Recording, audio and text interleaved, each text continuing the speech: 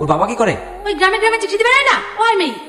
ওই প্রিয় মনিমের মেয়ের সঙ্গে আমার ছেলের বিয়ে কখনো সম্ভব না। ও নাকি ওকে ছাড়া কাউকে বিয়েও করবে না। স্যার আপনি অত উত্তেজিত হবেন না, ম্যাডামের কথাটা একটু শুনুন। ওগো, শাহিন তো আমাদের একমাত্র ছেলে, তখন কি করে বসে ঠিক নাই।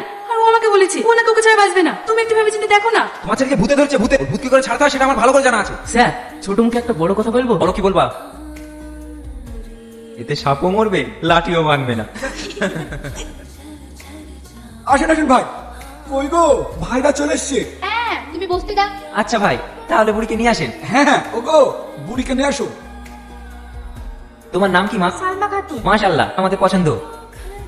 এই নাও মা, যাও মা, ঘরে যাও। তো ভাই এই তো আমাদের পছন্দ। আর স্যারের তেমন কিছু দাবিও নাই, 5 ভরি মতন সোনা আর লাখ 5 টাকা। আর স্যারের স্ট্যাটাস বজায় রাখতে যেটা লাগে আর কি। তুমি চুপ করো। আপনারা একটু মানি চুরি নেবেন, আপনাদের কথাই হলো 3টা যদি। আচ্ছা ঠিক আছে, এটা ফোনে জানিয়ে দেবো। তাহলে এখন উঠি। ও গো, তুমি তো বিয়েতে রাজি হয়ে গেলা, এতগুলো টাকা কোথায় বাবা বলো দিদি? ও নিয়ে তোমাকে চিন্তা করতে হবে না, ও একটু জমি আছে না, ওটা বেচেই না হয়। না বাবা,